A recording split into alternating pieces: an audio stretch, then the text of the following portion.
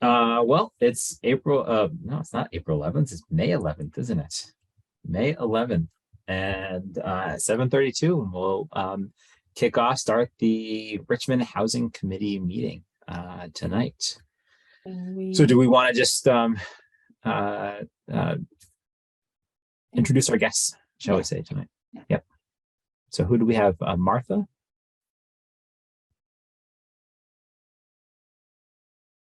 Yes, Martha and I. Hi, Martha. Oh, welcome. Hi, welcome. Virginia. Hi, Connie. Hi, everybody. All right, and we have a Janet. I am Janet Morris. Hi, Janet Morris. Hi, I'm on Browns Court. Fantastic. Of course. And Yep. Martha is on Brown's Court. Oh, yes. Yeah. Perfect. All right. Well, welcome. So let's. No, Gina. Was Gina ever made part of the committee? I don't think she's officially submitted an application. I don't know if that's crossed your desk, Keith, or not. It has not. It might have crossed Josh's desk, but I'm not aware of it.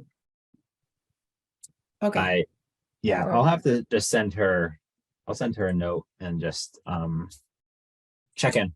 You know, I know she's been wanting to just observe for a bit and then make a decision if this is something she wanted to be part of or not. Right. All right, approval of minutes. So let's go ahead and approve our April. What was the date on that one? April 11th minutes. Are there any changes or adjustments to the minutes from the last meeting, April 11th?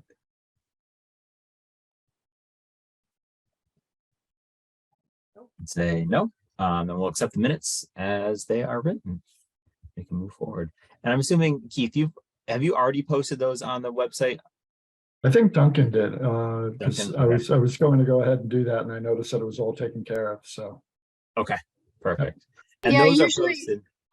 Usually go what ahead. he does is he posts a draft and he calls it the draft minutes. When he gets them, he posts the draft minutes, and then when they're approved or accepted into the record, then he changes that to yeah. say approved or whatever. Great. So I shared out the agenda and it's been posted for tonight's meeting. Any additional adjustments or any comments from the public on items that are not on the agenda?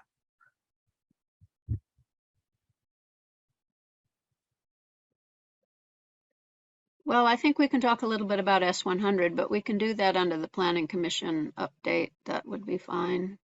Okay. So, great. Well, it looks like we have a new guest this evening. Melissa, would you like to introduce yourself?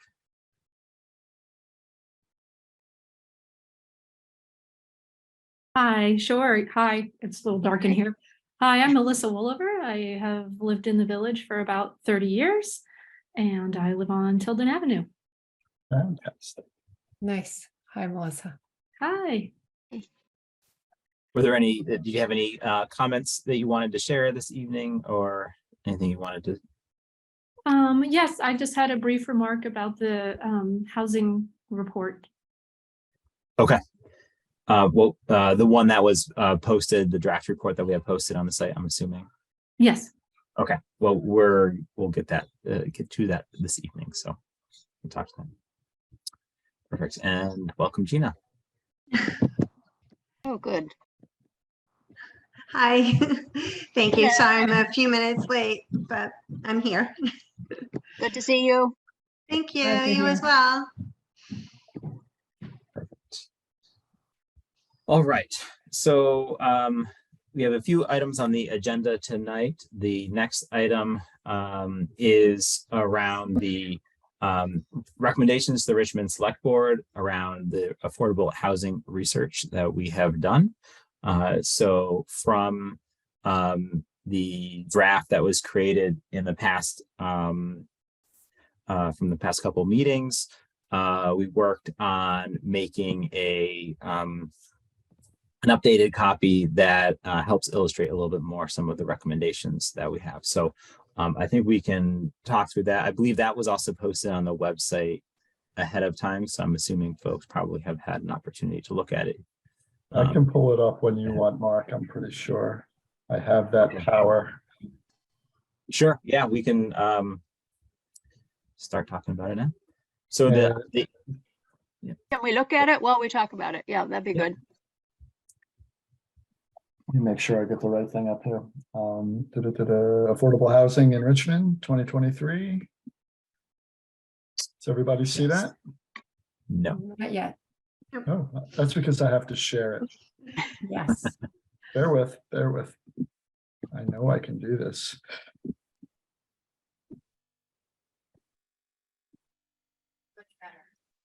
That's good. There you go. Yep. Looks good.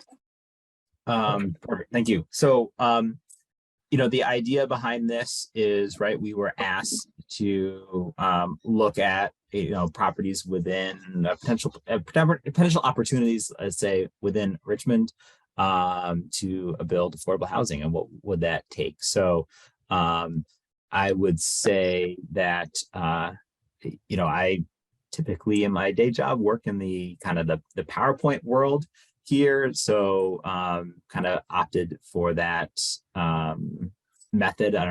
And I look to really Keith or Virginia to talk a little bit about, like, is this how we want to present our recommendations in this typical format? But did also want to start with some of the research that we found and some of the kind of needs of a successful affordable housing project, right?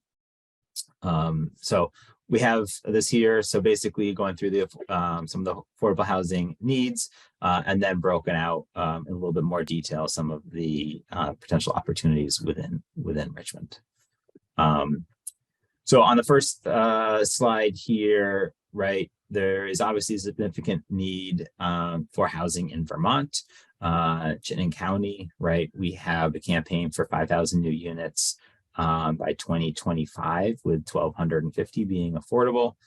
At the end of 2021, they reached 60% of 2021's affordable housing goal that they had, 151 out of 250 units here in Chittenden County, right? And then talked a little bit about, what makes a project successful. I think we talked with folks at like Cathedral Square, and forgetting the other organization off the top of my head. Champlain Housing. Right there on the slide. Right. So Champlain Housing, they talked a little bit about like what they would be looking for in a successful project. So I think this would be helpful to just help orient the select board members around even to get off the ground, like what does that piece of property need to consist of, and how does that work? Yeah. So I'll pause here and see if, like, I think tonight's meeting we want to discuss this and see if this as a committee is something that we want to put forth as how we want to present this, and if there's anything missing or more we want to add or adjust on the slide.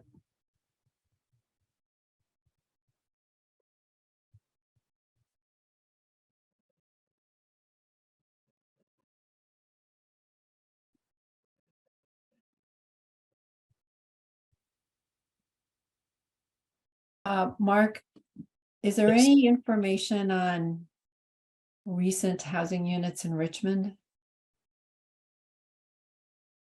Housing units, like new housing units or affordable housing units, or Well, when you look at the 151 of 250, which relates to Chittenden County, Richmond population will say, well, what's our part of that 151 in 2021, or what have we done lately? It's like it's a good context setter, but it leaves open a question for how does that relate to Richmond? I don't know. Have we? Yeah. I don't think we've had any affordable housing units built. We have in the not. past couple of years. That's correct. So I don't think we've contributed to that number. Yeah, unfortunately. See that? Richmond has contributed 0 of the 151 affordable units built to date, or as of 2021, or whatever is correct. I kind of want to make it like unmissable. Yep, that's a good point. And I guess keeping track of those numbers is something that the housing committee is signed up to do. I mean, that's one of the goals, is to update the demographics each year, presumably. Hmm. When was that, Mark, that we did that original work? Was that 2020, 2019? It was 2020, and then when we had the intern last year, right, she went through and updated those numbers, or provided some updated numbers, right, and did the report. So I think that was the fall, right? Because the end of the term for UVM, because she was from UVM. Mhm. Those were the most recent numbers for last year. So we have those numbers, right? We have, I guess I don't even know how to get to that information. It's, Well, Is it- if Ravi was handling that, I'm sure it's in the drive. And I Yeah. could certainly I'll pull those out. And I got a note to do that tomorrow morning. Yes, it is. There is a folder in the drive. Does everyone have access to that drive? I think I it's doubt it. working. no, I don't think so. Yeah, I mean, that's on. should Go they ahead, be Patricia. on the, in the housing committee information somehow? Like, does the, do these committees, do they all have like a data section to them? Or I guess I haven't really seen that. It's not a policy Yeah. exactly, or an ordinance. It's not, doesn't come under that Right. category, but it's just like background data. Like, so on the housing committee, are our goals, the ones that we're going to talk about, are they posted somewhere? Is that on the housing committee? And could the demographic data be there also? And then the update when each time we do the updating? Well, I could go check that right now.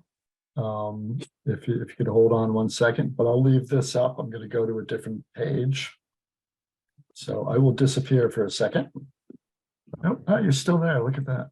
I think I'm- Long. Is the report up, or are you now seeing my page? We're you'll see looking your at your Google page. Google Google page. page. Yeah. Yeah, let's not do that then. Well, All I right. mean, it doesn't have to be done right now, but it would Right. just be good to know, because I somehow think to myself, okay, have we done that? Where is that information? How do we get to it? So, So that was there's a Google Drive that is what at least was created. I believe Ravi created that before I even joined. That has the housing needs assessment, the documents that Juliana put together, the original the committee charge. So I think when I asked you, Virginia, I said, like, is this the most up-to-date one? Right. Your copy was the same one that was on there. So I just was like, okay, this is the most up-to-date one. So right. Well, I only had a hard copy of it, so I didn't get it anywhere off. I mean, like, Okay. I don't think I'd know how to get to the Google Drive. Is that on our web page there, our committee web page, the way to get to the Google Drive? I would doubt that, to be I think honest so. with you. I think it was probably given to members. Yes, we got it. It's Ravi's personal Google Drive. And I asked Ravi, so how long is this going to still be accessible? And he said, oh, don't worry about that. So I don't know that we need to worry about it tonight, but it's probably the kind of thing that over time we should have a better plan for. Well, I would say the first thing is to find out if you can access that. I'm not sure if you've tried recently or not. I can try now. Ravi's Google Drive ends with 6E. And I'm on it. It's got Juliana's Okay, great. spreadsheet. Do you want me to post it in the chat? Thanks. Would that be helpful? Or email it to people or something? These, Google. Well, fantastic, Connie. There you go. And Keith, you are the owner of it. I am. So somehow now, do other committees have a similar drive, or like what do they do for document file management? I'm not sure, to be honest with you. All I know is that drive is chock full of information. I'm not sure what part of the drive you have access to. Maybe the whole thing, or maybe just that page. I'm not sure. It says Housing Committee at the top. Yeah, Okay. that's all it is. So, I mean, Yeah. what would be really good is for somebody, if somebody out there wanted to look at the demographic information, how is there an easy way for them to get to? They wouldn't have that drive. So can we just like post that Yeah, report, and like Brandy Saxton's report should be up there in an easy to find kind of way yes, I certainly can do that. over time? Right. I mean, not right Right. this second, but No, I understand, but I mean, we could put it on the housing page. You know, that's would be my first inclination. I don't know where else will Yeah. you put it, so. Yeah. Okay, that would be Yeah, good. that brings up a good point just around that document management, because some of these things are attached to the specific meeting, but unless you know what meeting, Yeah. the meeting notes, right? Unless you know what meeting you're looking at, you probably never will find it, right. right? So Right. having some of those things top level. I'll follow Yeah. the same protocol that we do for the Transportation Committee and the Planning Commission. I mean, that page has a ton of documents on it, so we'll do that.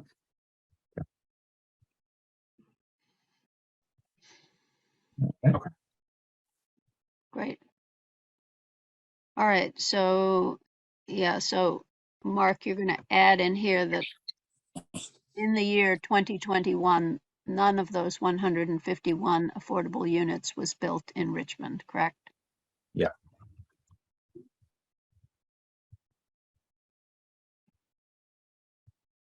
And I don't know if CCRPC has goals. I mean, they have goals that they've broken out as a percentage of the population, I think, for the number of housing units, not necessarily affordable, but housing units per year that are kind of assigned to each town based on their population. That's my understanding. Yeah, so, maybe we could add that information in as well.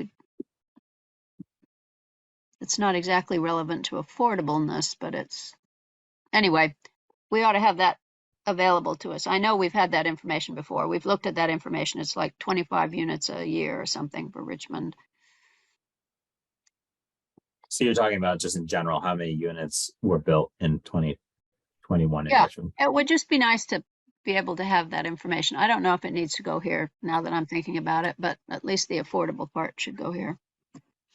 Yeah, and that should be in Juliana's research is how many units. Well, actually, probably not in 2021. Yes, 2022. No, because we did that data before the end of the year. Mm-hmm.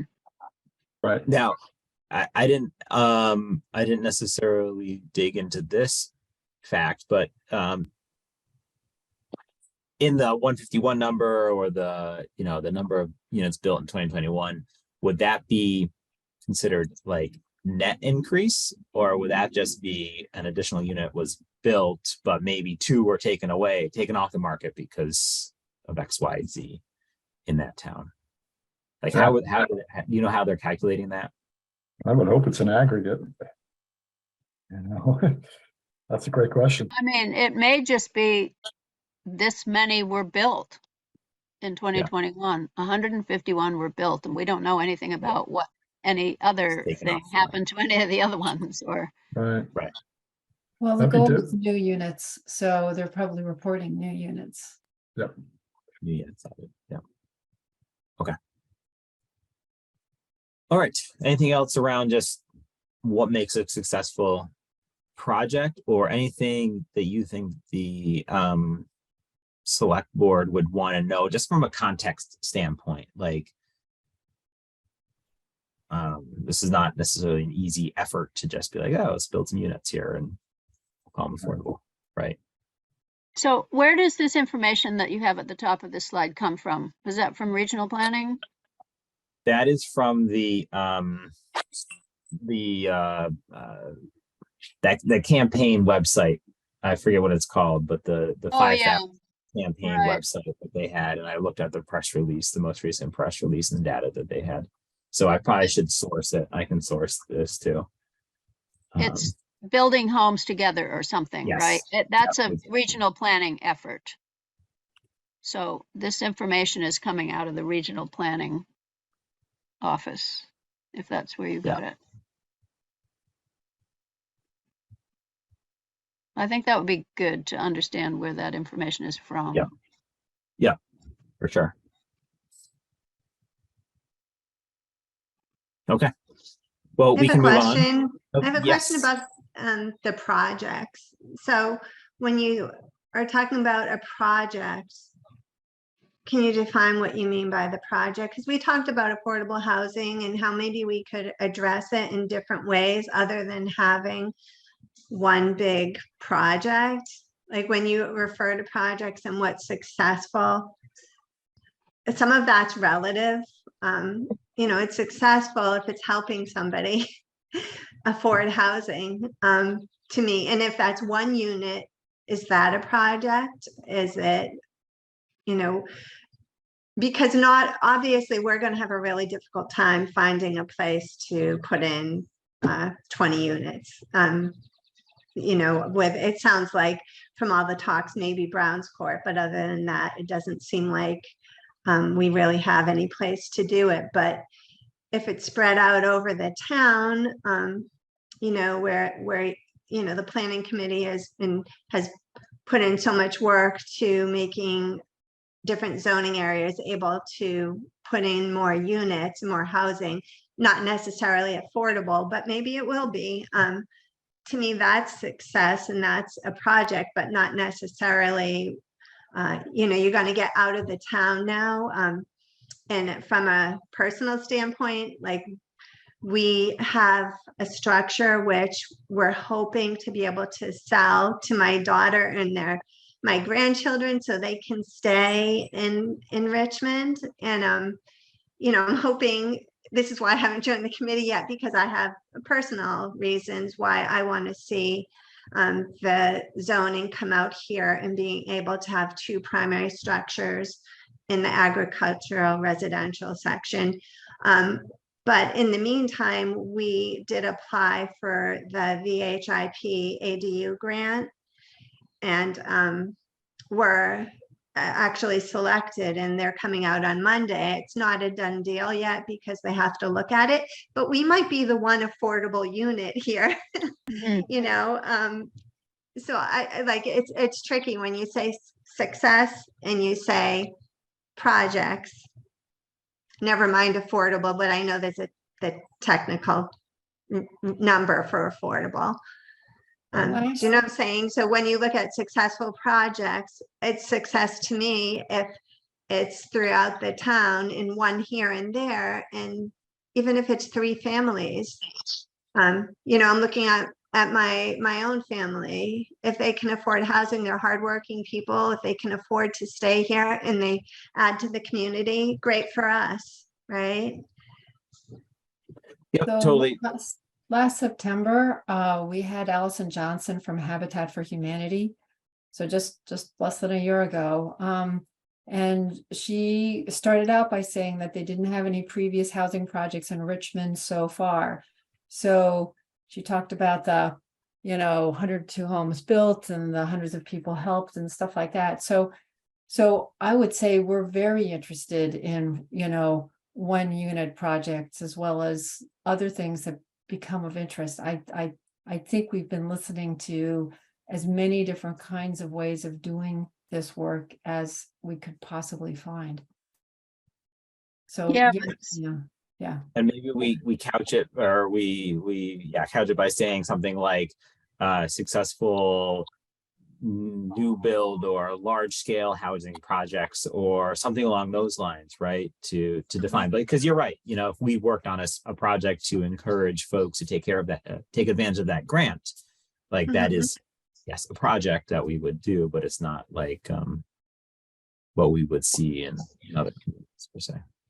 No, but it's almost, when I look at it, it's almost nicer that if you have people in the community and they want to see other people in the community be able to, or people who grew up here, be able to stay and live here, to make it possible. It's more than affordable. It's just making it possible.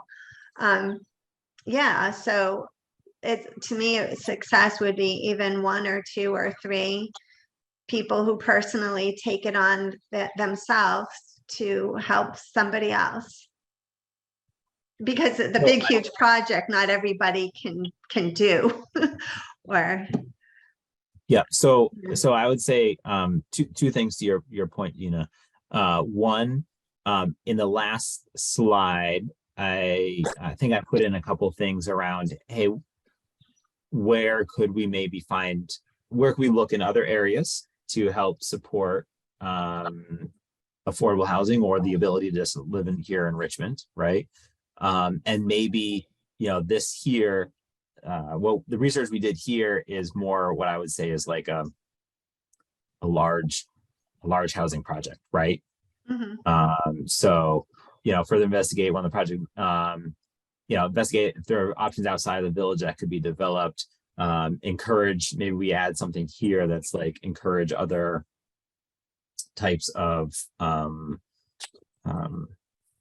housing, look at other types of housing projects that don't include like a large scale development, shall I say, or So maybe Yeah. what you need to do, Mark, with your first slide there is to, for this, the second paragraph, the second part of it is say that affordable housing developers such as Cathedral Square or Champlain Housing Trust are looking for the following things in a multi-unit project.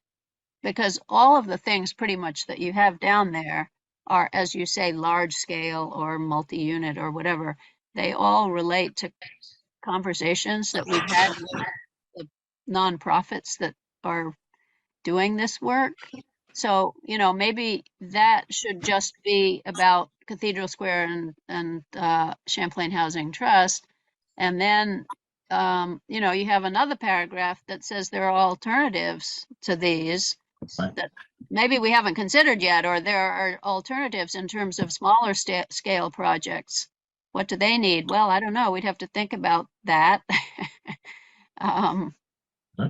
Financial assistance or, community support is also needed there.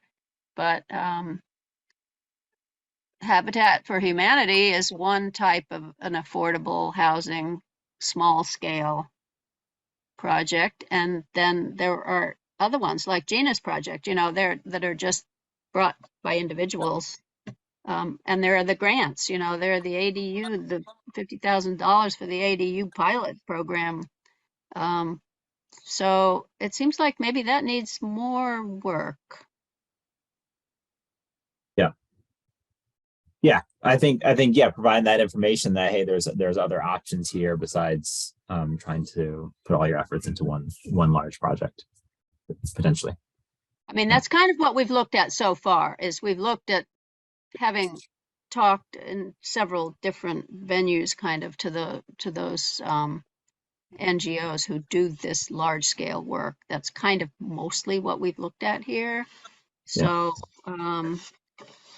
maybe we need to be a little more clear that, hey, that isn't necessarily the only thing. And you did approach it with your last slide, but maybe we need to have that up front.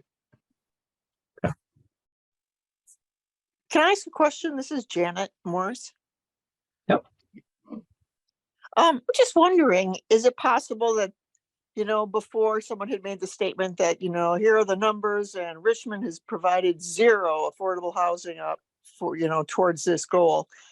And I'm wondering if there might have been some low, what do they call, or affordable housing projects, small projects that have been done that we just went under the radar because they were small, like Gina's. Like, would you have even known about Gina's project had she not been here tonight and talked about it. I could probably answer that. I think that we would know about it from a permitting point of view.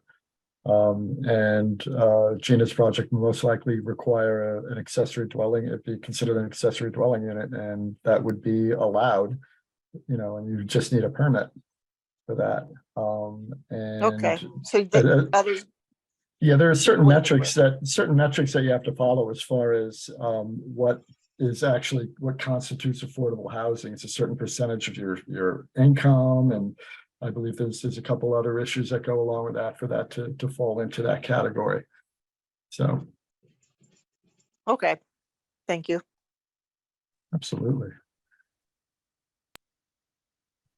Melissa? That does bring up a good question, though. I mean, you know, how do we track these things? And, you know, permitting is really the way that you would track it. And just before I get to you, Melissa, one quick, I would assume there needs to be some type of element of like this unit would be considered affordable housing based on that, you know, cost not exceeding 30% of the, you know, household's gross monthly income, right? So I would say there's probably some guideline that would say something along the lines to be considered in that 151 number. There is in the covenant of that building, or however that's denoted, that this is not going to be more than that 30% mark of household income. That's a good question.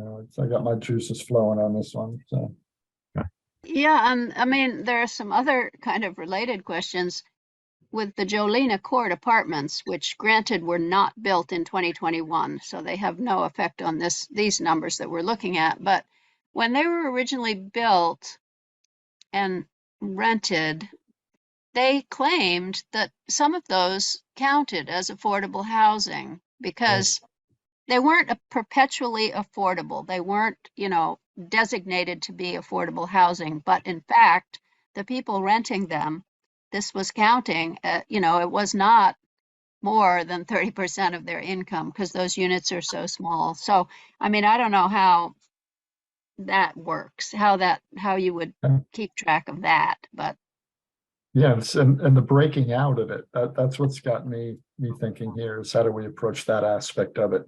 And the first thing is, you know, it starts with a permit, and it's like, well, how invasive do you want to be with somebody on a permit?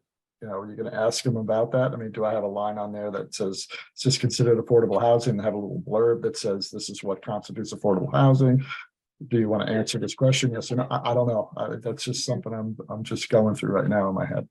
And it's also, you know, let's say Gina's unit does constitute affordable when she applied for it, or says, hey, you know, this is going to be this certain percentage of household income. What if next year she sells the property, right? Is there something in there that would, in perpetuity or for a certain amount of years or something along those lines, keep that in affordable? And when new tenants are moved in, are they abiding by those guidelines for those new tenants as well? That's tough. Yeah. So just the 2-bedroom and for this grant purpose, to be affordable, it has to be in Chittenden County. It's a little over $1,600 for a 2-bedroom unit. And that you have to charge less than that to be considered affordable. So to Janet's point, who is asking about like, how do we track it? You know, we probably don't have any way of knowing what people are paying for rent every month here in Richmond, and you know, they might be affordable. We don't know who's asking what. People are probably getting as much as they can, but there are those people who are probably wanting to just see that, you know, people can stay here and are asking reasonable rents. And to Mark's point, yeah, that's the tricky thing, which we don't know yet. If you go to sell the property, because you've got to rent it affordable for 5 years. And then after that, that affordable housing is gone if you let it be gone. Right. And I don't know about the selling it part. but your program, it's 5 years that you have to guarantee that it's going to be affordable. Yes. Yes, for And, 5 years. And you can do a 1, 2, or 3 bedroom unit, and it also matters. So these new properties that are in the village that maybe now can, well, those are to sell the to have 2 separate structures, but you know, I'm sure this grant will come around again and then people will be eligible again. Yeah. But yes, you have to, the agreement is, you know, it doesn't work out really so well financially when you look at the long run because you're charging a lot less rent, but you are able to rent to someone for 5 years anyways at a reasonable rent. Let's get to Melissa. Sorry, Melissa, to keep you waiting there. That's okay. I was just going to speak a little bit to the maybe uncounted or undercounted. For example, there's a duplex in our neighborhood that might fall within that rubric that was built, I believe, in 2020 on the corner of Baker and Millet. It's pretty modest. I'm sorry, Tilden and Millet. It's pretty modest. And so that might be something that's going as uncounted. I don't know what he's charging for rent. I believe it's 3 bedrooms in each half. And I don't know how you would receive that information, but it might be inaccurate to say 0 if you're not aware of those kinds of small projects going on. Right, and you'd have to know the income level too of if it's income based. I mean, if you're using that definition of affordable, which is a percentage of the income going to rent, which, you know, is difficult to ask people just in general out there who are renting apartments, you know. Absolutely. I suppose. Right. And no, I'm not even suggesting that you should ask them. I'm just recognizing that zero might not be completely accurate. There might be some things that are flying under the radar. No, I would not disagree with you on that. There's probably housing that wasn't permitted either. I can guarantee you that. But that's a whole nother issue. That's a good point. Great. So I took a couple of notes there. All right. Well, should we move on? Okay. For the next series of slides, right, they're very similar to the ones that were previously presented. What I did do was look at those kinds of elements or qualities that a Champlain Housing Trust type developer would look to make a project successful, right? Being contiguous to the village, walkable sidewalks, access to transportation is kind of part of that, water, sewer, zoning allowance, and you know, the last piece, like, is the owner interested or potentially interested? And then what could be some next steps on that particular property? So just to make it a little bit more, again, easy to digest and maybe compare the different properties that we had looked at, if there was something here that we wanted to further explore, or the town wanted to further explore. And then my 2 cents is I really like these set of slides here. They really, it breaks them out and, you know, focuses in on certain properties too. So, I mean, that's my 2 cents. So, Mark, the little boxes with the X's, what does the X in the box mean? That it is not fulfilling right goal? Contiguous. The Yeah, squiggly so an line X is would be, squiggly line is kind of like, well, hey, maybe we need investment to make that possible. There are some movements there, right? The zoning allowance for like the proposed changes could allow up to 30 units on a 1,500 square foot parcel, which there's a land there. 30 units is above that threshold of like 20 units to make something financially viable. But there's some caveats there, right? Okay. And I don't think we had any feedback on neighborhood support on that particular one. So more kind of study would be needed, unless there is additional. they kind of are the neighborhood, you know? Right. Yeah, should move on to Jolena. Sure. Okay, so Better. next steps, we don't have any next steps so far yet. Yes, there. actually, that would be good. Would we want to identify any next steps on, sorry, see. back to Will Farm, any next Yep. steps there? Sorry about that. Yeah, get water and sewer there. That's the next steps, and sidewalks, obviously. But yeah, it's obvious. All right. And I mean, I guess talking to the landowner more. I mean, if we're talking about not large scale. So I guess the question is now, are all the slides, since we've had this discussion about large scale versus small scale, are all these slides, are they relating to a larger scale development by one of the organizations that does Yeah. large scale developments? Presumably I that's think that's what we're talking about. at Yep. least what I had in my head going into this, right? Yeah. Is like, let's talk about large scale. My thought is like, okay, well, maybe there's no clear winner here, right? What's next? And looking into small scale opportunities. I know I attended the Heinsberg Affordable Housing Committee meeting a few weeks ago, last month, just to kind of see what they were discussing and talking about. They have kind of both. They've done both. Their committee's been around for a number of years, but they have a affordable housing senior housing project that's, I think, shovel ready. They're starting development on that this year, which is like 24 units. And it was like a cost of like $500,000 per unit, I think it was. So they've sponsored and helped work with Cathedral Square to get that project rolling. It took 17 sources of investment to make that work, Wow. which is just keeping Crazy. track of 17 sources of investment is a lot. So they've helped sponsor that, support that, and then they also had an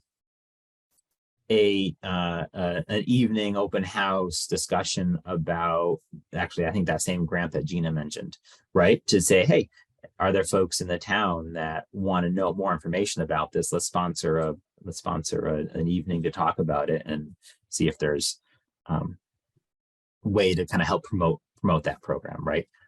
I think that was a great effort. It sounded like maybe not super well attended, but that's another option as well. It could be like a more ground support for something like that. So Mark, for Willis Farm, which we're looking at right now, are we going to put down next steps or leave it open?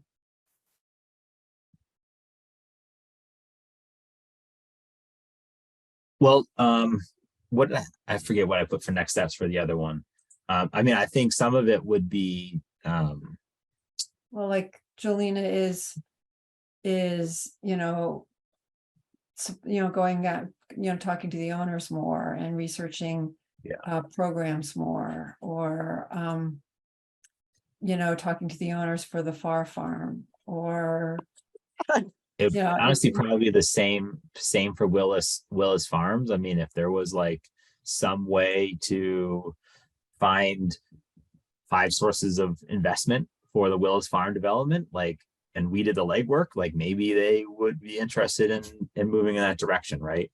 I think the tough part, it sounded like, though, that they were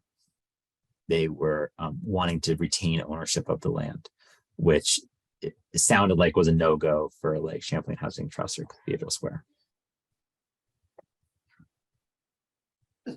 So do we know what to put down for next steps for Willis Farm? There are no next steps. Kind of off the table? Yeah. Further discussion probably with the landowners if there would be interest in further discussion and research with landowners, I would say something along those lines. So I guess that does stay blank, Connie, for now. Yeah. Next steps unknown. Well, Mark's actually filling in further discussion and research for landowners, which I think works well and is similar to the others.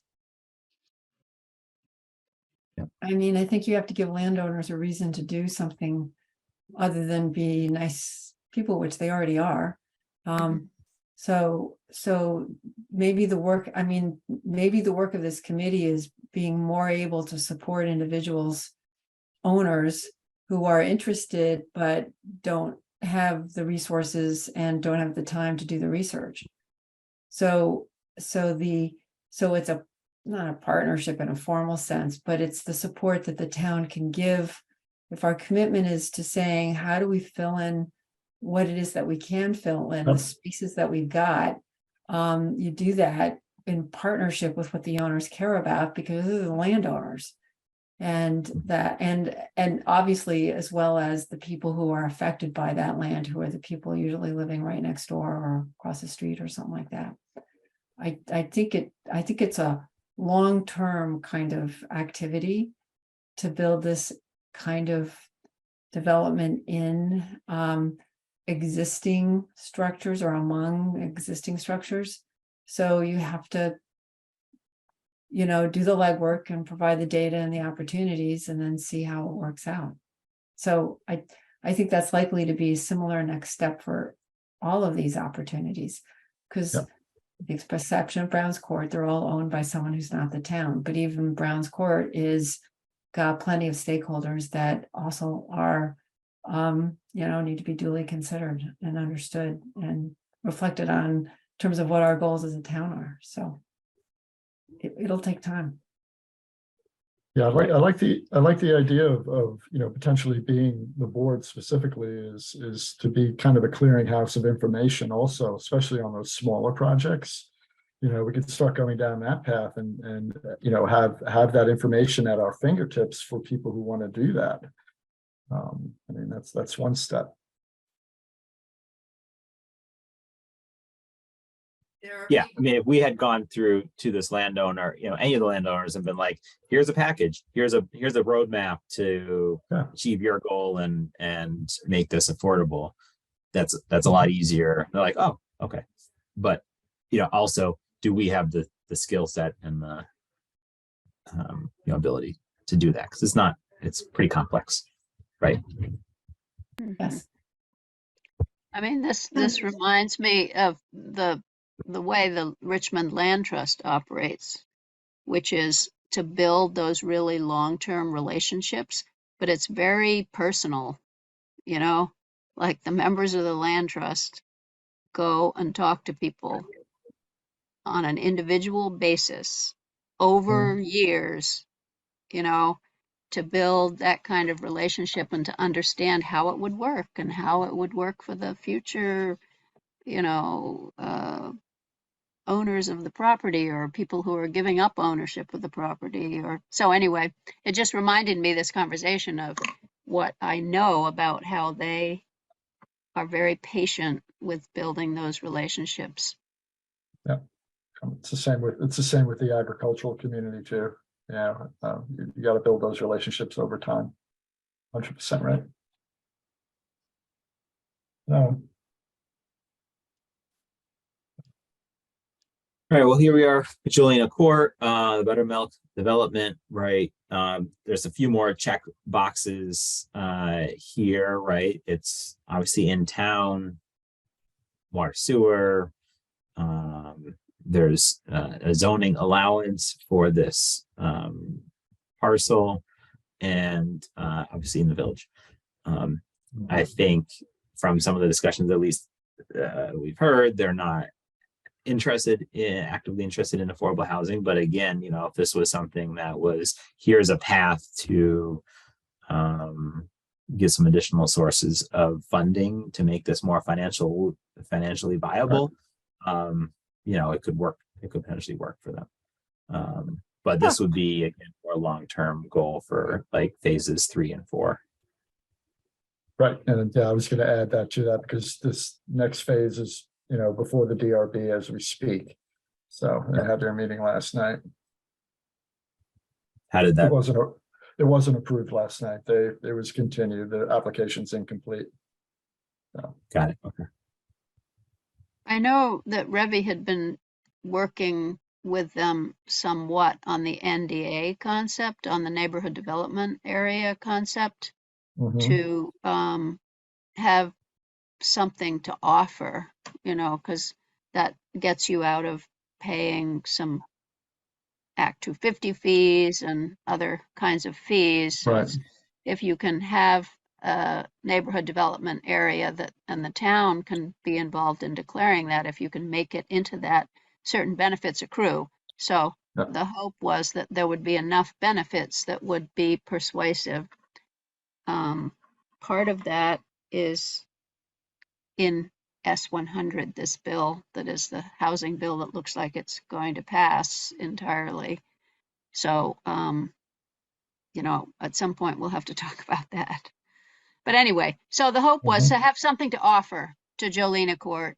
If we helped them get the NDA, if we did the paperwork and all of that kind of stuff, then would that be enough to be persuasive to making some units affordable? Anyway, so you've got that down here, so that's good, I think, on your next steps. Yep. Exactly. All right. All right. Next.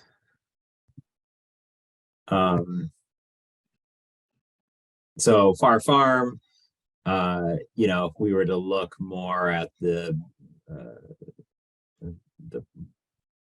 well, that directions is off there. Is that the southerly part of the total 200 plus acres?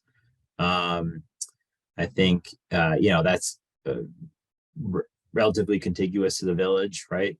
I don't know, Yep. is there a sidewalk that runs all the way up Thompson Road? Not yet. Okay. So, easy to extend those. Yeah, I guess I have it in there. Right. Easy to extend the sidewalks up that way, at the end of the existing service area. And I'm assuming there's some rezoning that would need to happen if there was a parcel there. And, obviously owner interest as well. So I think it's a little misleading to put that it's a 200 plus acre parcel, because that's divided into different sections. Not all of it is farmed. Some of it is being developed anyway with houses. So, what we're really interested here is the 30 plus acres that you have a box around, which is currently farmed. So, and the large portion in the floodplain is the part that is not in your red box. So if you Right. want to be clear about what we're talking about, I think that needs to be defined, that this is what we're talking about. We're not talking about pieces over on East Hill Road or any of the other parts of this large parcel under a single ownership, but that's sort of irrelevant to the fact that this is the piece that we're talking about, because it's contiguous to the village and has access to water and sewer and has possible access to sidewalks. And, it's just this chunk of this land. So anyway, I would recommend making that a little more clear. Yeah, so I've got my note down as refine the mapping for Far Farm. Okay. Yeah. And just like the details, maybe just say 30 acre parcel and something Right. like part of a 200 plus acre Yep. property or something like that. Main parcel or something along those lines. Well, yeah, I mean, I wouldn't even go there with the 200 acres, because if you look at the map, it's really broken up into different areas. So it's not So like I we're do that, talking Brett. to the FARs I mean, about anything else, except right now, we haven't looked at anything else relative to any of the rest of their property. So anyway, And where would be a viable spot, like something that's like, there's Thompson Road, right? And then there's those parcels that go along it. would there be like at the end, very end of Thompson Road, kind of like way down at the bottom, or I haven't walked it, so I'm not sure what. There's a lot of slope up Or- this way, I know that, but Yeah, Right. this slope on this side, the slope on the other side, you know, I mean, I think what was being thought about with that parcel is at some point in the future, if it can't be farmed, there's that whole piece that you have in the red box. If it can't be Got it. farmed. Now, for right now, we're, I think, kind of obligated to support them in farming it, because that is what they want to do with it. And if there is anything, you know, definitely it would have to be walked and look at over on the left-hand side of your screen where those trees are. Well, that's kind of steep there too, but there may be some plateaus in there. There's also, yeah, there's a stream, you know, there. So I'm not sure that there's a lot of places on the periphery while they still farm that are useful for a large scale kind of affordable housing project. But the idea was to have something that was directed towards the future if the farming effort was abandoned. So, yeah, and we don't know if that will be. I mean, that's another thing that's a long-term discussion with the property owners. And, you know, if we want to think about the peripheral areas to this parcel, then it has to be walked with the property owners if they are even interested in thinking about the peripheral areas. Right. But most of this, what you have in the red box, most of it is not in the floodplain. There's a little tiny piece that's in a, possibly in the floodplain in this box, but not much. So, you know, it's pretty flat. It's, This is Martha and I. May I ask a question? Sure.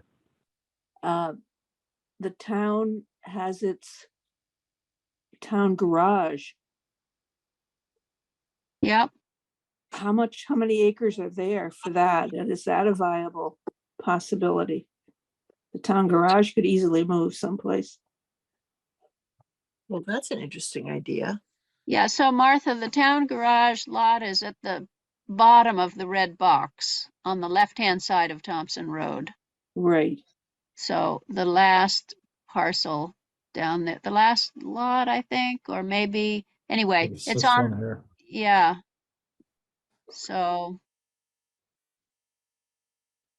yeah, I mean, depends how interested the town is in affordable housing, whether they might think about that or not.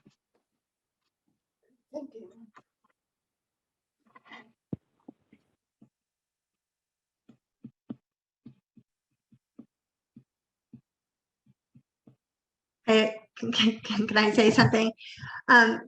I had the same thought as Martha about that property. I drove up there for my own purposes because I was thinking a preschool up there would be wonderful next to the senior housing, to have some huge multi-generational environment up there, because I'm a huge advocate of that, and I would love to see a multi-generational setting up there.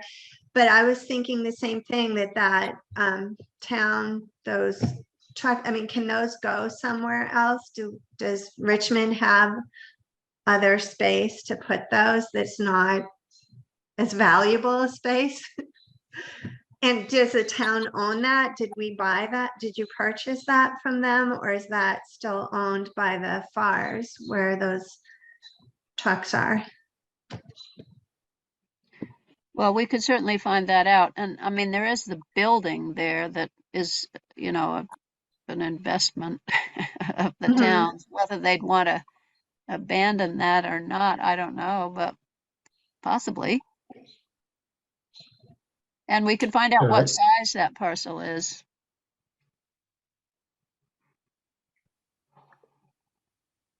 This is Martha again, is the acre, is it just an acre that the town owns that they bought from Mary Hool? Or not bought, but FEMA took away or whatever? Hmm. Is that a I don't know. possibility? for On another Cochrane option? Road, you're talking about the Yeah, piece on yeah. Cochrane Road where they have dirt and stuff now? yes, yeah. Yeah, I think that is an acre, but I'm not sure. But is there infrastructure out that way? No, Right. I don't think you can put anything on that now, the way she traded that for the money to demolish the house, and it's in the flood because it was in the floodplain. but the town owns it. Yeah, but if it's in the floodplain, you wouldn't want to be putting any housing there. So I was she- thinking about she- I was thinking about the town bar, a town garage, let that flood away. Oh, yeah, that's not in the floodplain. No, I was thinking about using that for the town buildings if they had to move someplace. Well, but even that, I mean, you wouldn't want to put the town buildings in the floodway either. And also if there's an easement or something preventing that, I don't really know Yeah, about that's, you're right. You're right. that. That would be a problem. Yeah, I mean, quite honestly, I mean, I think those are all stretches, you know, just to be honest with you.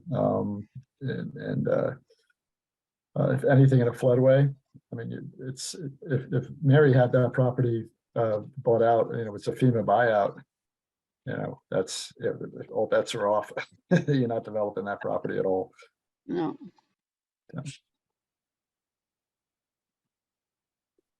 Right?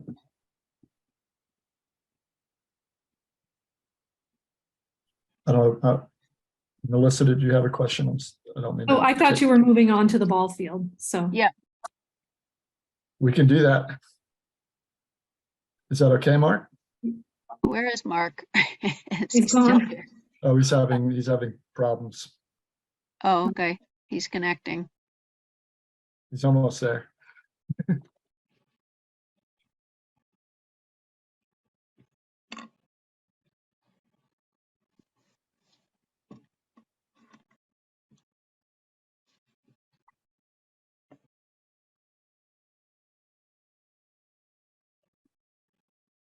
Hello, Mark's here. Can you hear me? Hello. Yes. Hey. Sorry, my computer it just crashed. So I am on my phone at the moment. Just trying to get anything to get back in here. Thank you for making it work. We were kind of lost. So Sorry about that. we're up to Brown's Court. Okay, great. Was there any additional comments that we wanted to change just back on the farm that were mentioned for the Far Farm? Other than there is not a large portion in the floodplain. That was the only comment I Okay. heard to change. Yeah, and then updating the mapping for that. Yeah, and the legend, you know, not talking about 200 acres. We're just talking about 30 acres here, and we're talking about the future, you know, kind of a future plan for if the farming venture that we're right now, I mean, the Planning Commission is kind of committed to supporting them in farming, which is another Yeah. need we have. So, And the town owns property up there. Right. well, yeah, the town owns the town, right? The town garage property.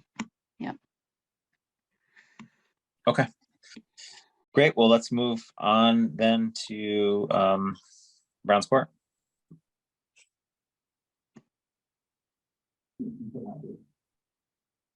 Sounds good.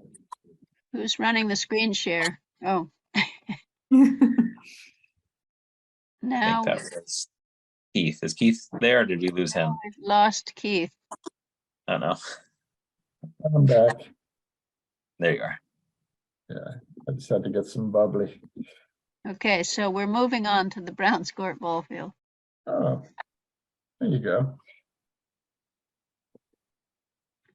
All right, so you know, this parcel is obviously contiguous to the village. There are sidewalks to the parcel, water sewer. I'm assuming, right, would need to do some zoning to increase density there, zoning changes. And there could be some town interest in developing affordable housing there, right? But there's also interest in having that be a recreational and open space. And I think we've heard from the neighbors in that area as well that there is opposition to development there. Is this a okay time for me to jump in on Browns Court? Sure. Okay, great. Well, I live near Browns Court. I'm not a neighbor to it, but the first thing I want to say is this is an impossibly hard job trying to find a spot in Richmond. And, I understand why you have this on here. I'm respectfully asking that you actually take it out this evening, and I'll share some reasons why.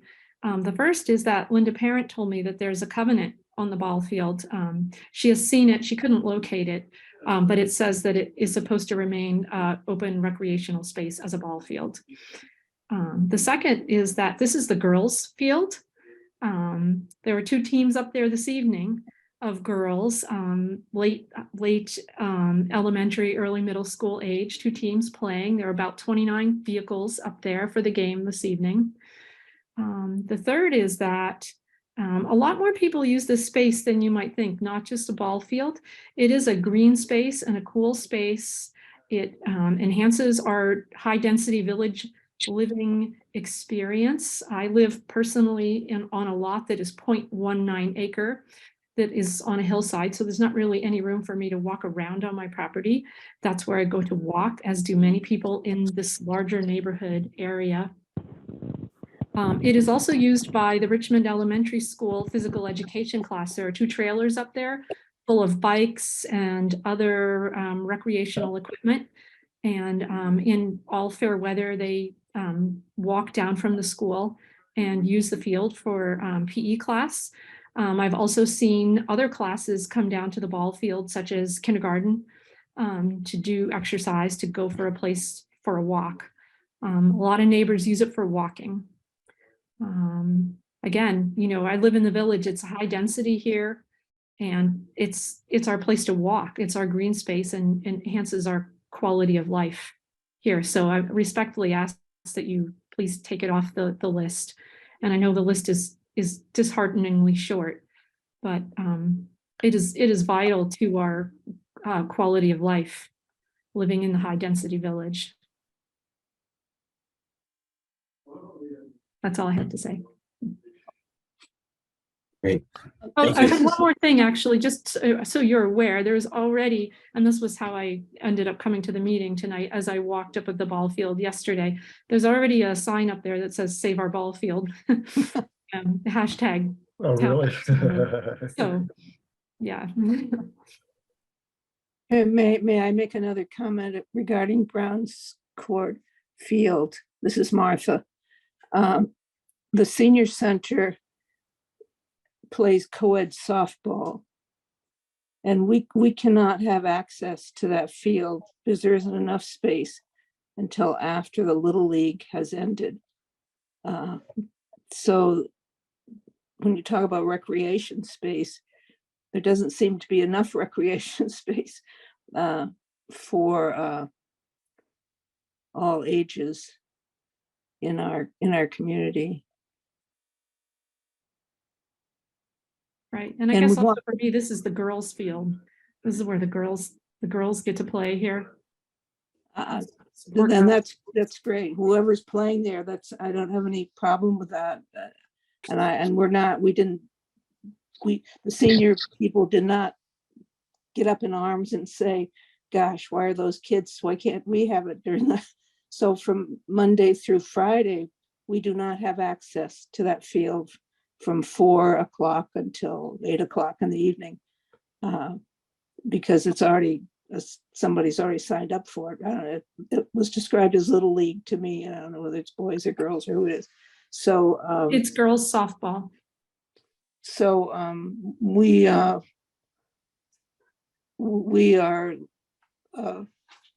our point is that there isn't to take away another field. So we're going to play on the weekends, which would mean we wouldn't even have that if we didn't have the weekends there. If we didn't have that field. Great. Well, yeah, Martha, Melissa, thank you for your comments and input tonight. Right. You know, I think we were asked to look at like what's possible in our community.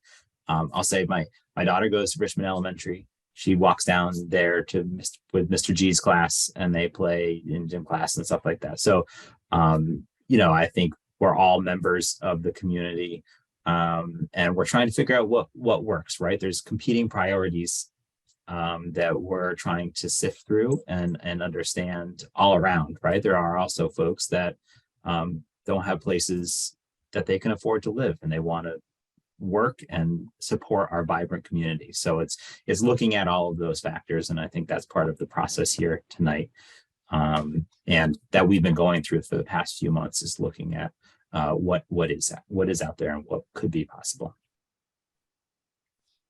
And I, Martha, again, I am so in favor of affordable housing, and I'm very conflicted about this. I don't want to stand in the way of that. And I don't ever want to be a not in my backyard person, but I'm an advocate for recreation space, specifically now at this point in my life for seniors, and this is an issue right now. We don't have enough recreation space. Right. Okay. I mean, this is really tough. This is about affordable housing, but people who don't need affordable housing can't even find housing in Richmond. So it's really double tough. Yes. Exactly. And you know, we are also the housing committee, not necessarily the affordable housing committee, but this was an ask for us is, you know, how could we, you know, and part of that process is asking questions and doing research and trying to figure out what is possible out there. Right. I suggest that you put on the next steps is to speak with Linda about the covenant on the property. I have that written down. Yep. I'll look into that, Melissa, for sure, because that would be all bets would be off then, you know. That's I believe we looked at that, Virginia, right? Would next steps be there to really have legal counsel look at that? Because I believe it wasn't super clear looking at the covenant as to how that property worked. And I don't know if you remember that conversation. Yeah, I think we did kind of come to the conclusion that it needed to be vetted legally. If you know. Okay. I Yeah, we forget can do that. exactly what we found, but yeah, it was lost. Sort of, you know, a lot of the details were lost in the mists of time. the mist of time. So, can I ask Melissa, when the girls play softball, is there no room for softball games at the schools? In the grassy areas, there's a lot of grassy areas around the schools. So so what the elementary school has is what you see out front, and on the very small portion on the side, you know, they lost some a number of years ago because of the landslide and the fence that was put up. What is behind belongs to the middle school. So after school, you will find those fields to be full with after school sports. So that would be your middle school in the spring, your middle school baseball and softball. In the fall, your middle school boys and girls soccer. So those fields are not available. So what the softball that you're seeing playing at this Brown's Court is not middle school, is not necessarily the Camel's Hump middle school team. This is softball league, is my understanding.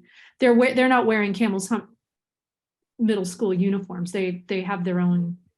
It's a private league, just like the boys t-ball that's playing down at the park is not associated with a school. That's a private, you know, it's a rec league. You Correct, join right. it. And so are they middle school aged children that are playing here in this? They're elementary and I believe some middle school like I saw this evening. Those were both elementary and middle school aged girls. Okay, so some of them presumably are Richmond students. I mean, the town gives them the right to, do they pay for this or not? I actually don't know. I Yeah. don't play softball and my daughters did Yeah. not play softball, but I'm sure you could easily find that out. Yeah, Mhm. how it works, how it all works, and do they use the whole field or do they just use Yeah. that softball diamond that you see there? Well, they use the softball diamond, but they park all the cars from all the families that come to watch the game. So tonight when I went there, on either side of that diamond where you enter the whole, if you're looking at this picture, the whole right side was completely parked up with cars.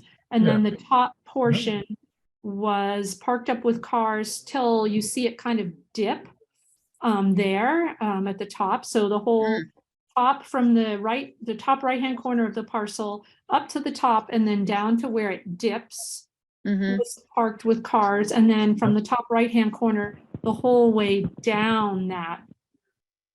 Where it looks like it's dirt and not grass. Well, actually, I'm sorry. So I'm sorry, you enter down at the bottom right-hand corner. Yeah, right. So the whole Really like all through here. that was parked about 3/4 of the way up. And then from the bottom right-hand corner to where this peak pops out in the parcel when you're getting close to the diamond was also parked with cars. So they parked the cars going straight up from the ingress to the top of the parcel, and then from the ingress going straight left. Okay. Those were all parked with cars, and then people were sitting in the field outside, obviously well outside of the outfield. Right. This is the infield only, so the outfield is more than that. So people were sitting out. I'm pointing on the screen. You can't see me pointing. Right. Green areas In the outside. grassy areas. Yeah. People were Okay. sitting out there on blankets. So So they are the- using the vast majority of the field to pull. Uh-huh. So Okay. back in March, we had a conversation about Brown's Court in which we talked about the need to review a deed from 1913. So I think what Keith said is like, first of all, we have to find out what is actually possible.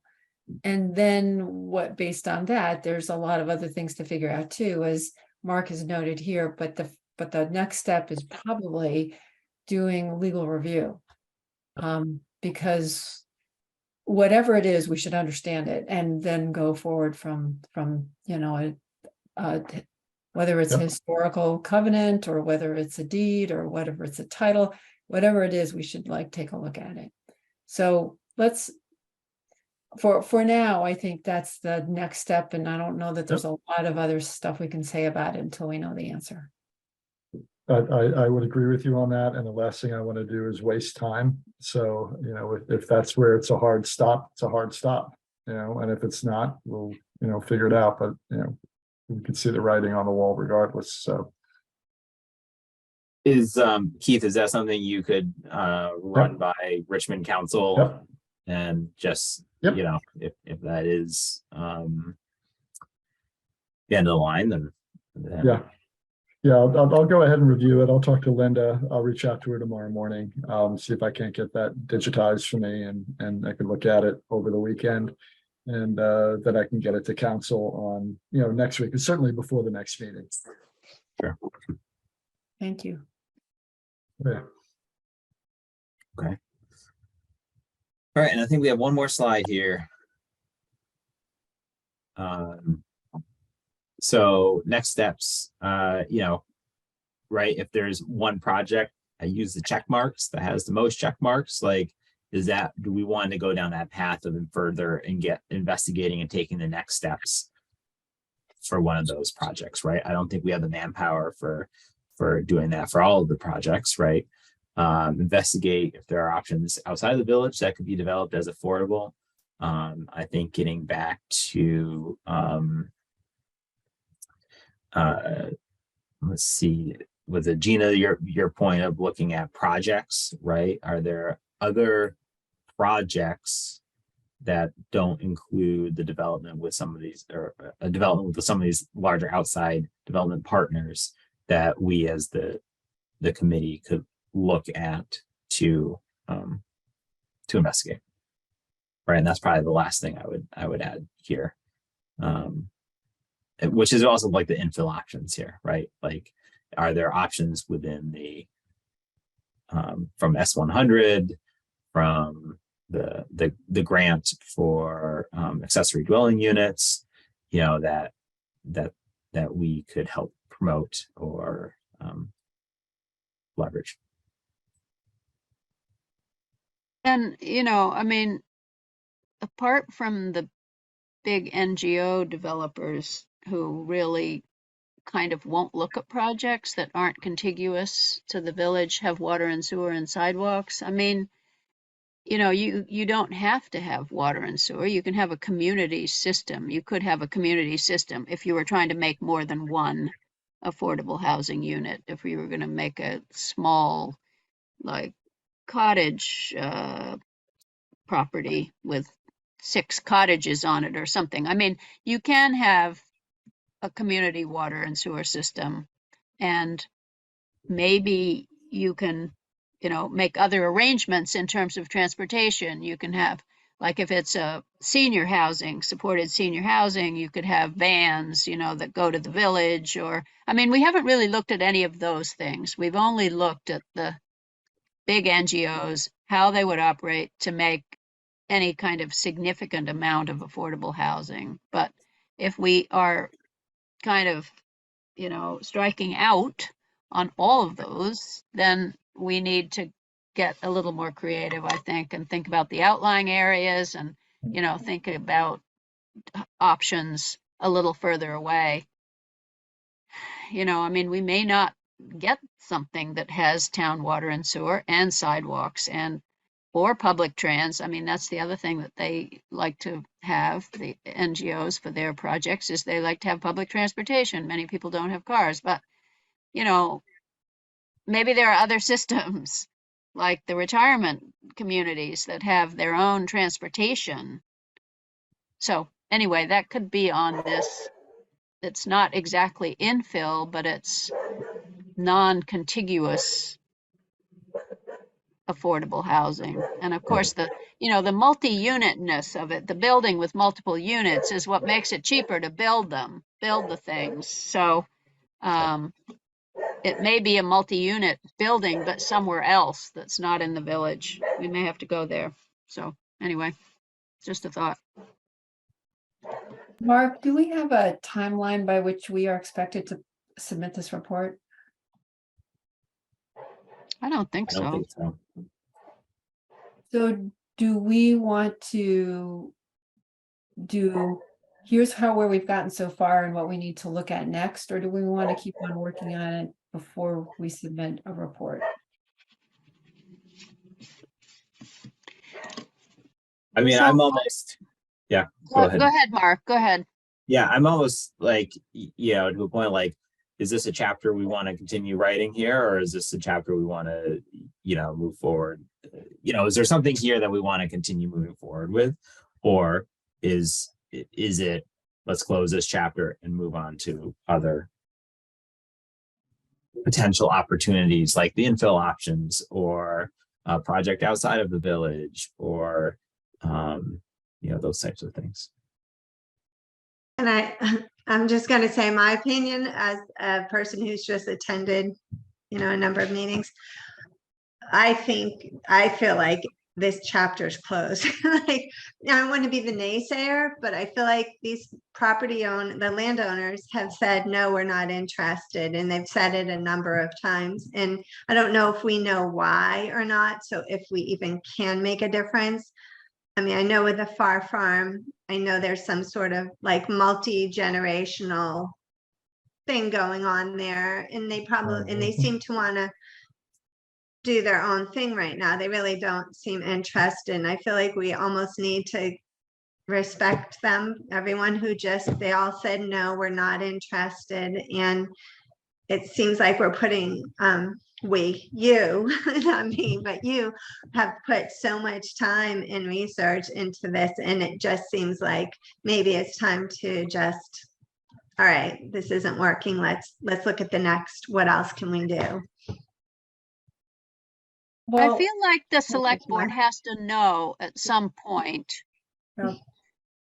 the problem, that we've come up against. I think they need to know and not just expect that we're continuing to work on towards affordable housing as they see it, as far as I understand the select board to be seeing affordable housing. I think they kind of need to know where we are, that we've got this far, that we have done this work, and that we're not really seeing a way forward here, well, you know? you had mentioned, Virginia, that there's no way forward that's immediate and fast and like gonna, make a 2025, arbitrary date, goal or something like that. But taking the land trust perspective that this is more strategic, that families change over time and owners change over time and that people's perspectives change over time, is it the responsibility of this committee to develop relationships and stay informed about what those possibilities are while developing near-term solutions? I mean, I agree, you can't keep ringing the same doorbell and asking the same question when it's not logical to do so. But that doesn't mean that there's no value in developing a relationship so that you learn and grow and identify what those future opportunities are. But checking in with the select board, regardless, I think does make sense. That we shouldn't keep on churning without checking in and saying, this is where we're going and this is what we think the options are. We'd like to have a, multi-strategic, approach where some things might need to take a long time to develop and might not ever, or new opportunities will come up that look like that we should be able to be ready to help people think about with whatever the financial and operational tools are. But in the meantime, let's continue to look at other opportunities in the total town. Yeah, and I agree. I think, I wasn't implying that we should not report out on our findings and our research here, right? I mean, we put a lot of time into this, and to your point, Virginia, educating the select board and folks in the community of what there is potential, so or not potential. So maybe this last slide, kind of building off of your point there, Connie, is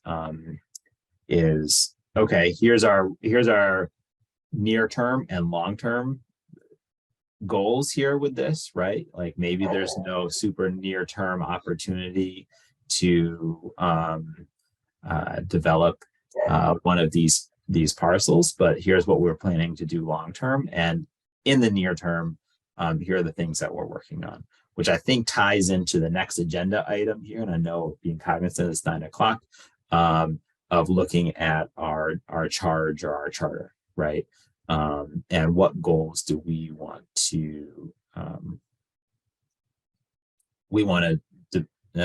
work towards? And maybe part of that is talking a little bit more about what are our near-term goals, and we can put that into this report readout as well, and kind of deliver it in one package to the select board. Yeah, I definitely think that we could put some more time into this slide, into the next steps. What are the next steps? We are perceiving that it is very difficult, as we have come to understand it, to identify any place within the village meeting those criteria that the NGOs want to put affordable housing. So what can we do? I mean, should we be thinking about trying to educate people about those programs, like the program that Gina has signed up for, or, and that's a research effort. I mean, that's going to take a little bit of effort. Maybe we should find out what the select board thinks we need to be doing. I don't know. It just seems like for 3 years we've been working and I don't know what they think we're doing.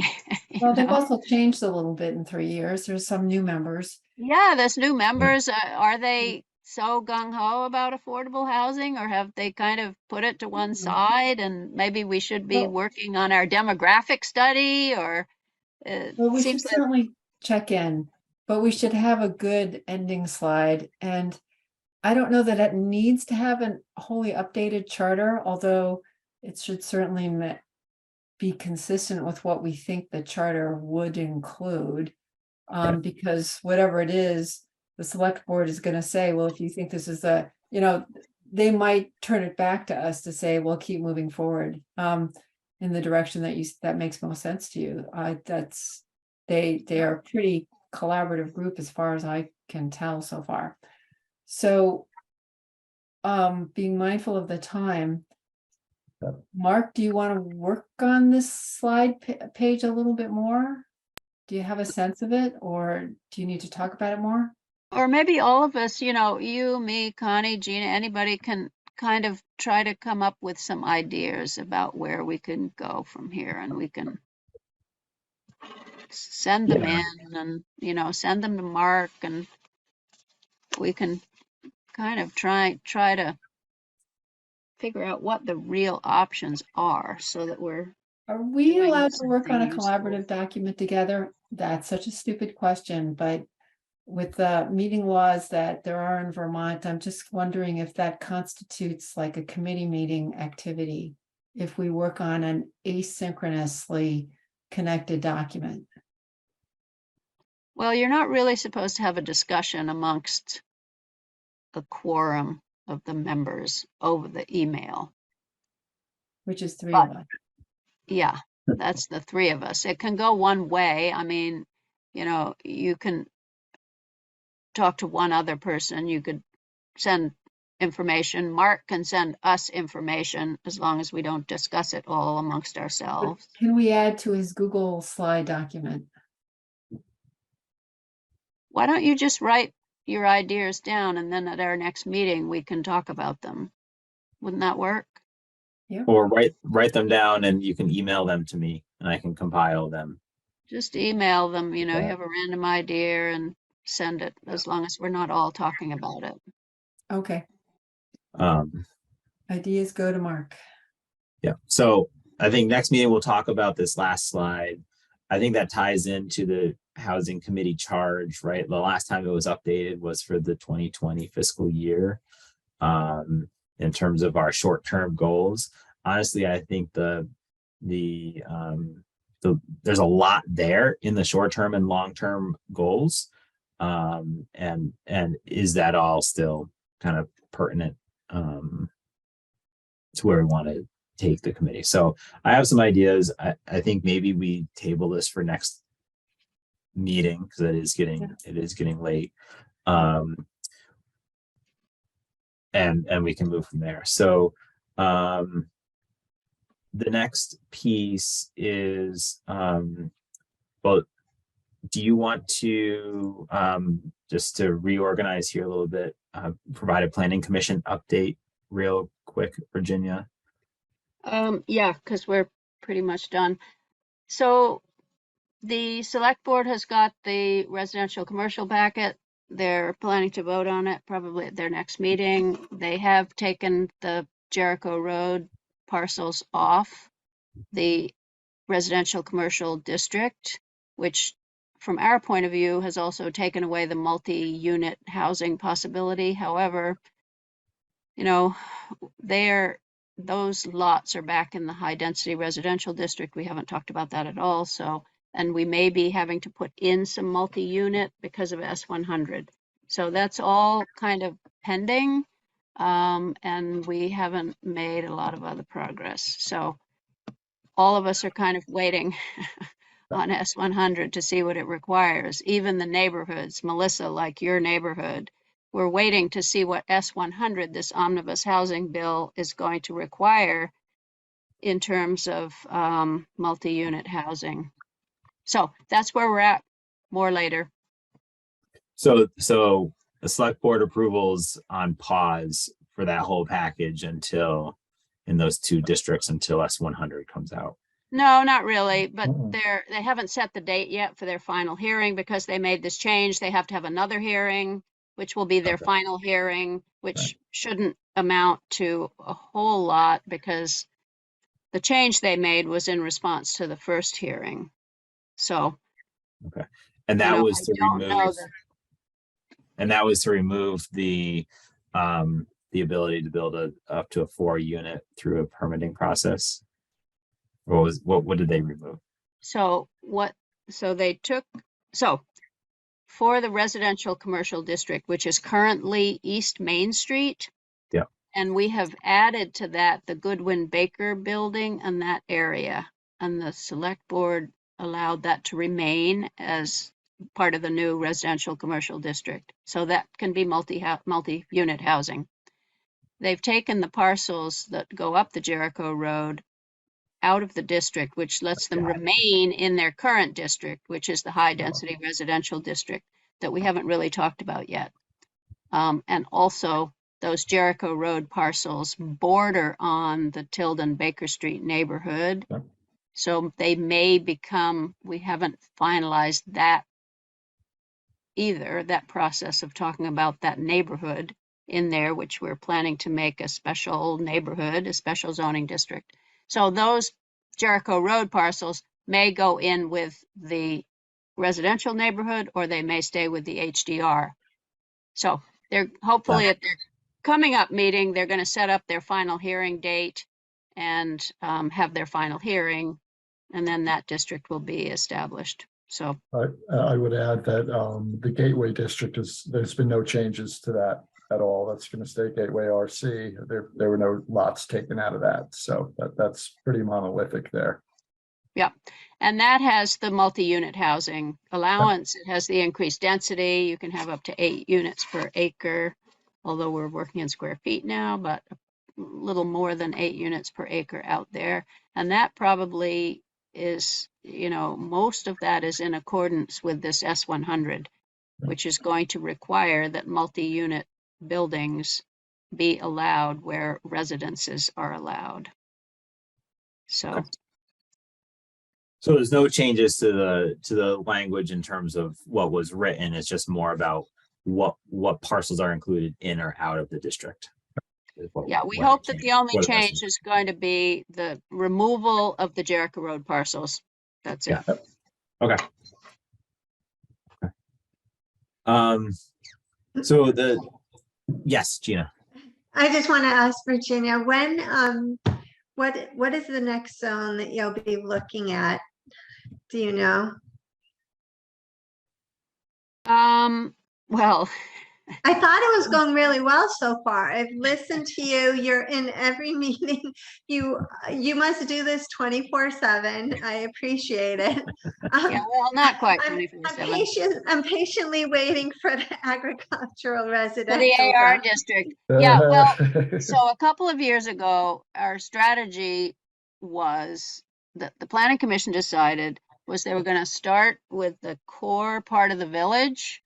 You know, the 2 districts that we already put in since I've been back on the planning commission are Jolene Accord and the downtown district. We were going to go outwards, work outwards from there. So this is as far as we've gotten so far. The neighborhoods, the residential neighborhood north and the residential neighborhood south, we're, you know, partially done with. The village commercial, we're partially done with. And then the planning commission is going to have to decide where we go. The agricultural district is going to be a big discussion. It's, you know, there's a lot of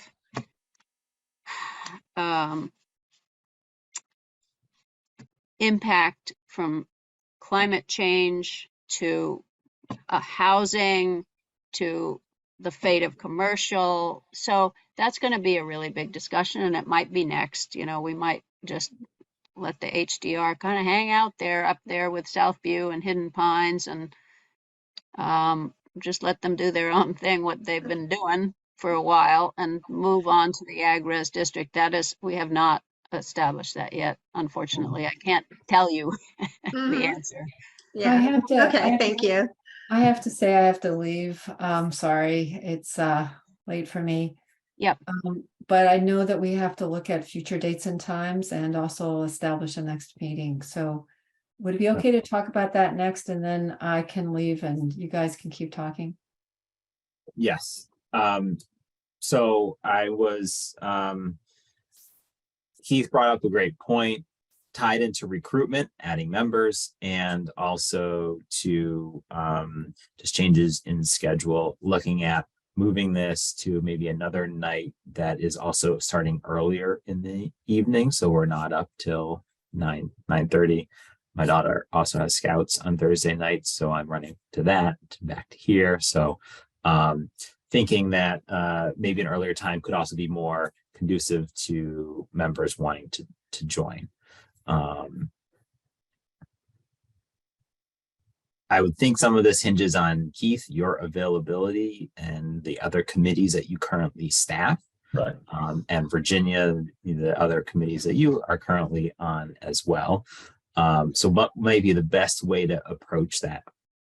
Are there some times, Keith, that maybe you could throw out to the committee members here, and we could maybe choose one, vote on one for our next meeting, and see if that is something that we could continue in those evenings?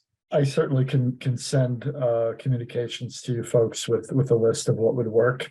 And I don't think that's going to really mess with the public meeting laws. But we can certainly throw that out. I can do that. Let me do a little research and see what works. As far as times go, I mean, the days will be limited. Well, then I'll have to figure that out. Obviously, that's the easy part. It's the time when you want to start. I know the transportation committee it starts at 5:30. That works all the time for me, obviously. 7 o'clock, 6 o'clock. So I mean, that's something you guys are gonna have to figure out. I have no skin in the game on that. So I'm available at that time. But Connie or Virginia, in general, does a 5:30 start work for you? Obviously, depending on the evening, but Yes. Yep. Yeah, 5:30 is fine, depending on the evening, depending on the day. okay. Yeah, exactly. Right. I'll What get that. what is that?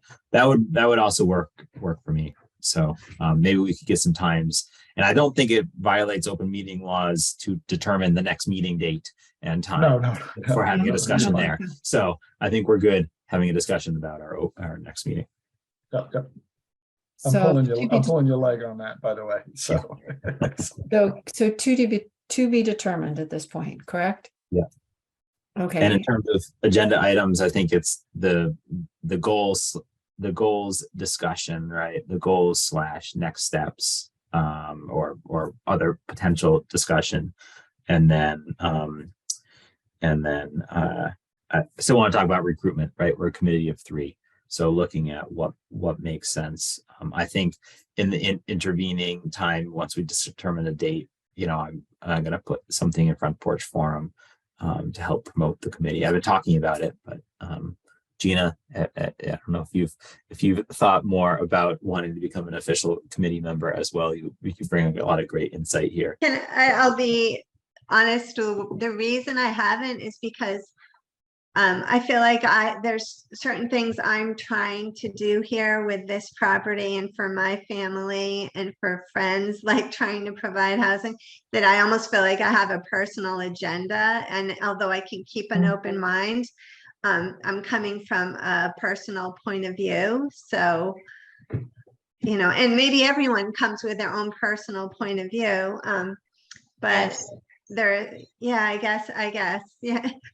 I mean, you can recuse yourself from voting on something if you feel that there's a conflict of interest that actually involves some financial or, you can, but I don't know. I mean, it's been valuable on the Planning Commission to have people who are actively involved in some of these kinds of projects, because then, the problems and where people are trying to go. Exactly. So yeah, I do know the problems. I have my daughter and all her friends here and all their children, and those are the things I do know. But I guess I just always felt like I came to the meetings to find out initially things for myself, for my own personal reasons. And so I didn't want to inject that on everybody else. I would also add that the pay is exceptional. So keep that in mind. Yeah, I mean, I think, It's really helpful to have those points of view represented. I mean, It is. you know, Yes. we wish we had the people, some of the people back that we had originally who were like real estate people and, you know, property developers, because you get to learn things from them Yeah. without having to go out and get all this information, you know. You're Well, a everyone- conduit of information. A lot of people who I know, they ask me, they're like, ask Gina, she knows what's going on. I'm like, oh, but I think that's a lot of the problems are the people who you want, I mean, you want everyone to be participating. And I think it's really actually, Martha, I feel awful that there's not a playing field for seniors to play whenever they want. They shouldn't have to wait and be last on the list behind other teams. Things like that in our community would matter a lot to me. And that I feel like the families, maybe an earlier start time, like you're saying, might help, because I know a lot of families they're doing dinner and then they're trying to get their kids to bed. And so being here, I know for my daughter, who's really always asking me everything, and she's very involved and she'd be great on any of these committees. But she can't because she has 2 kids who she has to, Yeah. you know, get to bed. So an earlier time might work. And I'll get those days out. Great. Okay. Thanks. fantastic. One more question for Mark. The Richmond Racial Equity Group, of which I'm a member, is interested in knowing what the Housing Committee is developing. Is the draft report that we were just reviewing this evening, is that just as a draft report, not as a final, just as other members of the community have been here? Can I share that with other community members? I would say I can't restrict that. I mean, That's that's fine. It's on the website right now. It's it's on the website, so. Yeah. That's what I thought, but I still want to Yeah. check in with y'all. All right. You can tell them that we're working on it and Yes, absolutely. especially on the next steps. I can accurately do that, and I will. But it's good to have community members now, and I just wanted to be able to share it. Great. Okay. Well, I know it's late. Any other business that we want to talk about? Awesome. Well, we'll call the meeting. And see, it's 9:20. So we'll close out the Richmond Housing Committee meeting here on the 11th of May. Okay, I'll Thank you be in all. touch. Appreciate it. Great. Yep. Thanks, everybody. Bye. Thank you.